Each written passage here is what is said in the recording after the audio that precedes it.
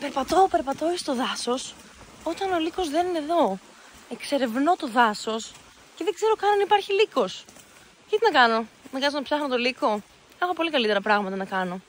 Δεν με ενδιαφέρει λοιπόν αν υπάρχει κάποιος κακοπροαίρετος που με κυνηγάει ή που θέλει να γράφει άσχημα πράγματα ή να με φάει ή το οτιδήποτε κακό. Εμένα με ενδιαφέρει να ζήσω τη ζωή μου έτσι όπως νιώθω, να κάνω το καλύτερο που μπορώ χωρίς να με ενδιαφέρουν οι γνώμες των ανθρώπων, χωρίς να φυλακίζομαι σε στερεότυπα. Θα προσπαθήσω να βγω από το κουτί που με έχουν βάλει με το ζόρι, να διώξω την ταμπέλα. Έχουμε πάρα πολλές ταμπέλες στην κοινωνία, όλοι κουβαλάμε μερικές ταμπέλες και τόσο πιο απελευθερωμένοι νιώθουμε όταν τελικά τις βγάζουμε από πάνω μας και τις πετάμε στο νερό ή στα σκουπίδια. Ό,τι έχει ο καθένας μπορεί να τις πετάξει όπου θέλει. Το σημαντικό είναι να μην μας νοιάζει τόσο πολύ το τι λέει ο κόσμος. Γιατί συντελικίζουμε τη ζωή μας για το τι θα πει ο κόσμος ή μήπως θα έπρεπε να τη ζήσουμε για να περνάμε όμορφα και να βρούμε πάλι τον τρόπο να διασκεδάζουμε, τον τρόπο να παίζουμε και να ευχαριστιόμαστε τη ζωή όπως παλιά. Ποια είναι η δική σου γνώμη? Συμφωνώ απολύτως και εγώ είμαι κατά της ταμπέλας, παρόλο που η συγκεκριμένη μπροστά μας είναι βοηθητική. Είναι χρήσιμη, ναι, γιατί μας λέει από πού να πάμε. Ας πούμε αριστερά 420 μέτρα για να φτάσουμε στον καταράκτη Σαλτομίνας. Δεξιά για να πάμε στον καταράκτη που ονομάζεται ο Κρυφός Καταράκτης. Σάλτο Εσκονδίδο. Αν πάμε για Σάλτο Εσκονδίδο λέει ότι είναι 2 χιλιόμετρα, 45 λεπτά. Άρα πάμε στο άλλο. Μάλλον πάμε στο άλλο, γιατί αυτό που με αγχώνει είναι άμα είναι 45 για να πας και άλλα 45 να γυρίσει, πάει 1,5 ώρα και σε 1,5 ώρα αυτό σημαίνει ότι θα αργήσουμε. Μετά θα προλάβουμε να πάμε σπίτι γύρω για τα μαθήματα. Άρα πάμε από εδώ. Άρα κάποιες ταμπέλες είναι χρήσιμες όπως βλέπουμε, αλλά αυτές τις ταμπέλες που τις φοράμε εμείς δεν είναι και οι πιο χρήσιμες, γιατί στην πραγματικότητα μας κλέβουν την ταυτότητα, παίρνουν την ταυτότητά μας και μας δίνουν την εντύπωση ότι η ταμπέλα είμαστε εμείς.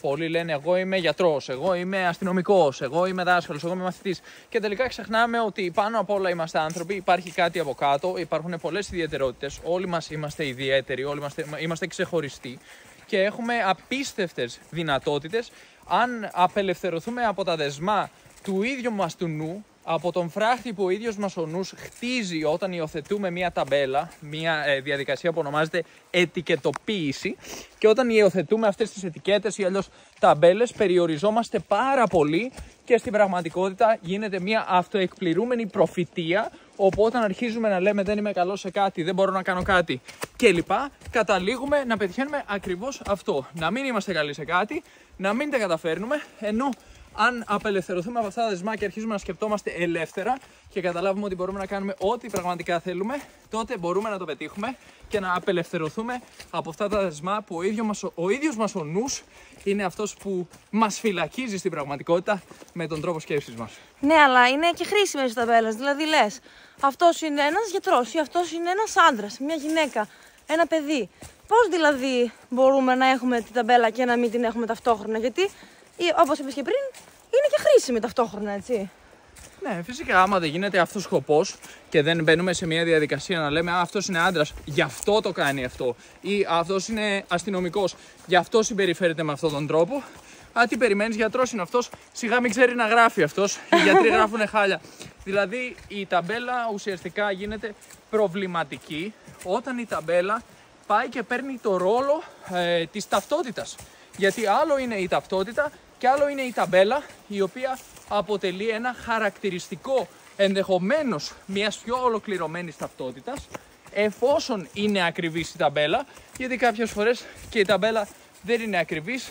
Ένας άνθρωπος βγάζει μια ταμπέλα, λέει αυτός είναι ο τάδε, σου βάζει μια ταμπέλα, αυτός είναι ένα κακομαθημένο πλουσιόπεδο που δεν έχει δουλέψει ούτε μία φορά στη ζωή του. Ναι, αλλά άμα δεν ισχύει αυτό και εσύ δουλεύεις από τα 18 σου και έχεις περάσει αμέτρητες δυσκολίες, αλλά ένας άνθρωπος αποφάσισε να δημιουργήσει μια ταμπέλα και να την καρφώσει στο κεφάλι σου και να πει αυτό είσαι, τελείωσε, προφανώς μπορούμε να δούμε ότι η ταμπέλα όχι μόνο δεν είναι χρήσιμη, αλλά είναι άχρηστη τόσο για τον ίδιο τον χρήστη της, όσο για τον άνθρωπο στον οποίο την έχει προσάψει. Εσύ είσαι αριστερός ή δεξιός? Είσαι Άρης ή ΠΑΟΚ? Είσαι κομμουνιστής? Είσαι φασίστας? Ποια είναι η ταμπέλα που σου έχει δώσει η κοινωνία? Σου αρέσει αυτή η ταμπέλα? νιώθεις μέρος ενός κοινωνικού συνόλου μιας ομάδας, ή θα ήθελες να αποβάλεις τη συγκεκριμένη ταμπέλα και να επαναπροσδιορίσουμε τι σημαίνει να είσαι άνθρωπος χωρίς να σε κρίνει ο διπλανός σου μόνο και μόνο επειδή του είπες ότι σου αρέσει αυτό, χωρίς να έχει καν ακούσει την υπόλοιπη άποψή σου. Έχει μπει ήδη μια ετικέτα εδώ και πηγαίνεις κατευθείαν στο εργοστάσιο μαζί με τους υπόλοιπους στον τομέα που αναγράφεται η συγκεκριμένη ταμπέλα.